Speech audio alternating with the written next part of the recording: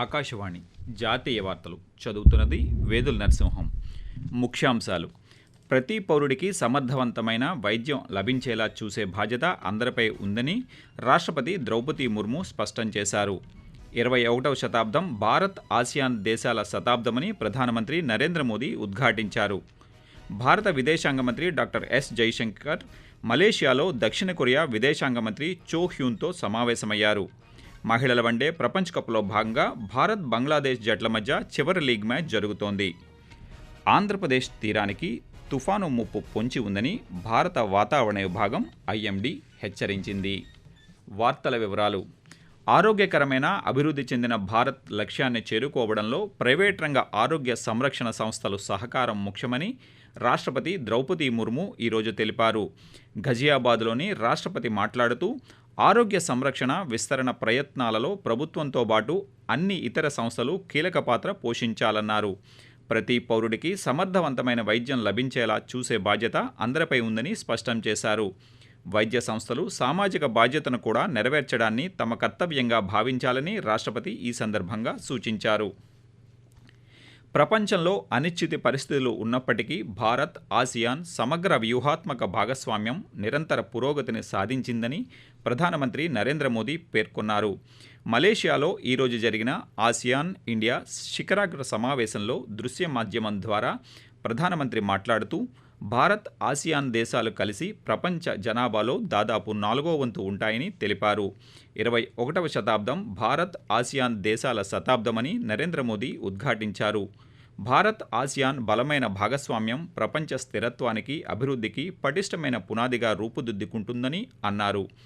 భారత్ అన్ని విపత్తుల సమయాలలో ఆసియాన్ దేశాలకు అండగా నిలిచిందని ప్రధాని గుర్తు చేశారు. విపత్తు సహాయం, సముద్ర భద్రత వంటి రంగాలలో సహకారం వేగంగా పెరుగుతోందని తెలిపారు. ఈ సందర్భంగా 2020 సంవత్సరాన్ని ఆసియాన్ ఇండియా సముద్ర సహకార సంవత్సరంగా నరేంద్ర మోదీ ప్రకటించారు.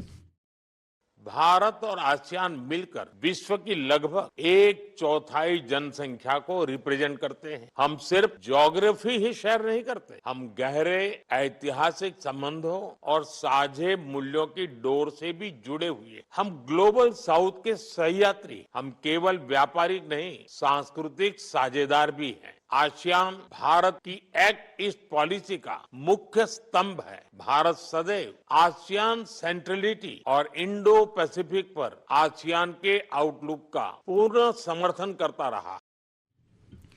ఛట్ పూజ సంస్కృతి, ప్రకృతి, సమాజ ఐక్యతకు అద్దం పడుతుందని ప్రధానమంత్రి నరేంద్ర మోదీ కొనియాడారు. మన్ కీ బాత్ 127వ సంచికలో ప్రధానమంత్రి ఈరోజు దేశ ప్రజలనుద్దేశించి మాట్లాడారు.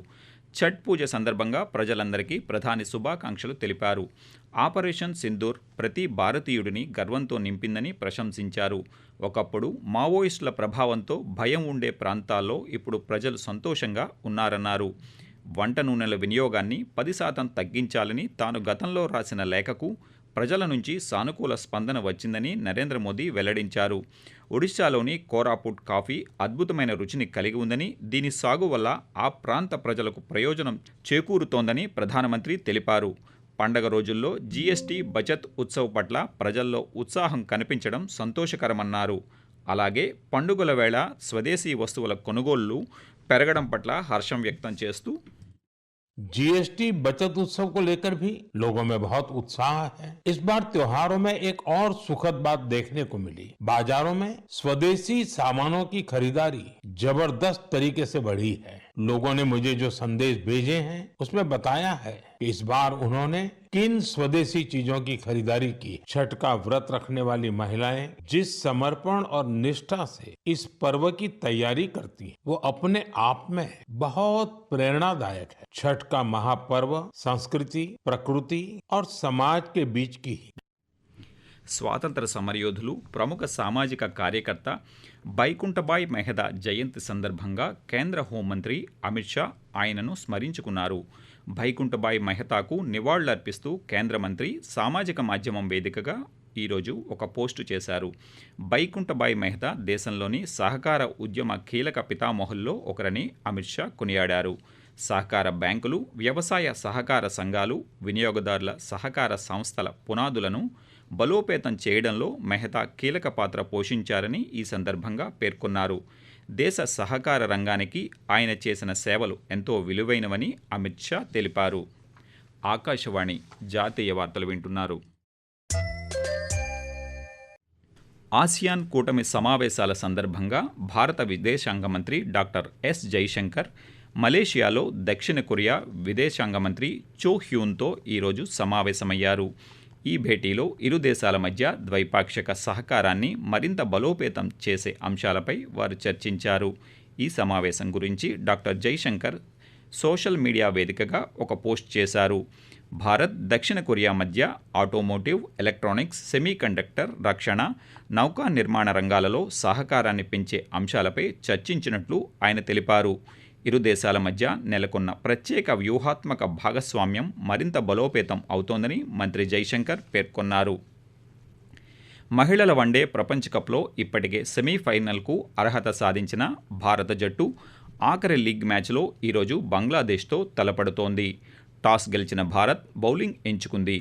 వర్షం అంతరాయం కలిగించడంతో ఈ మ్యాచ్ను 27 ఓవర్లకు కుదించారు.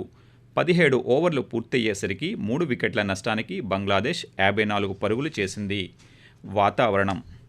ఆగ్నేయ బంగాళాఖాతంలో ఏర్పడిన తీవ్ర వాయుగుండం కారణంగా ఆంధ్రప్రదేశ్ తీరానికి తుఫాను ముప్పు పొంచి ఉందని భారత వాతావరణ విభాగం ఐఎండీ హెచ్చరించింది. ఈ తీవ్ర వాయుగుండం తుఫానుగా, ఆ తర్వాత తీవ్ర తుఫానుగా బలపడే అవకాశం ఉందని, అక్టోబర్ 28వ తేదీ నాటికి ఈ తుఫాను ఆంధ్రప్రదేశ్ తీరాన్ని దాటే అవకాశం ఉందని ఐఎండీ అంచనా వేసింది. దీని ప్రభావంతో కోస్తా ఆంధ్రప్రదేశ్లో రేపు భారీ నుంచి అతి భారీ వర్షాలు, అక్కడక్కడ అత్యంత భారీ వర్షాలు కురిసే అవకాశం ఉందని హెచ్చరించింది. సముద్రం అల్లకొల్లోలంగా ఉంటుందని, మత్స్యకారులు వేటకు వెళ్లరాదని భారత వాతావరణ శాఖ శాస్త్రవేత్త డాక్టర్ అమిత్ భరద్వాజ్ పేర్కొంటూ, There is a deep depression over southeast Bay of Bengal and possibly for intensification into a cyclonic storm over southwest and adjoining west central Bay of Bengal by 27th of October. It may further intensify into a severe cyclonic storm during morning hours of 28th of October. Continuing to move further into the north-northwestward, it is likely to cross Andhra Pradesh coast between Machilipatnam and Kalingapatnam around Kakinada during evening night of 28th of October as a severe cyclonic storm with maximum sustained wind of 90 to 100 km per hour. కేంద్ర వాణిజ్యం, పరిశ్రమల శాఖ మంత్రి పీయూష్ గోయల్ రేపటి నుండి 2 రోజుల పాటు Belgium రాజధాని బ్రస్సెల్లో పర్యటించనున్నారు. భారత్ యూరోపియన్ యూనియన్ స్వేచ్ఛా వాణిజ్య ఒప్పందం చర్చలను వేగవంతం చేసే ఉద్దేశంతో ఈ పర్యటన చేపట్టారు. ఆకాశవాణి జాతీయ వార్తలు ముగించే ముందు ముఖ్యాంశాలు మరోసారి. ప్రతి పౌరుడికి సమర్థవంతమైన వైద్యం లభించేలా చూసే బాధ్యత అందరిపై ఉందని రాష్ట్రపతి ద్రౌపది ముర్ము స్పష్టం చేశారు. 21వ శతాబ్దం భారత్ ఆసియాన్ దేశాల శతాబ్దమని ప్రధానమంత్రి నరేంద్ర మోదీ ఉద్ఘాటించారు. భారత విదేశాంగ మంత్రి డాక్టర్ ఎస్ జైశంకర్ మలేషియాలో దక్షిణ కొరియా విదేశాంగ మంత్రి చో హ్యూన్తో ఈరోజు సమావేశమయ్యారు. మహిళల వన్డే ప్రపంచ కప్లో భాగంగా భారత్ బంగ్లాదేశ్ జట్ల మధ్య చివరి లీగ్ మ్యాచ్ జరుగుతోంది. ఆంధ్రప్రదేశ్ తీరానికి తుఫాను ముప్పు పొంచి ఉందని భారత వాతావరణ విభాగం ఐఎండీ హెచ్చరించింది. ఆకాశవాణి జాతీయ వార్తలు ఇంతటితో సమాప్తం.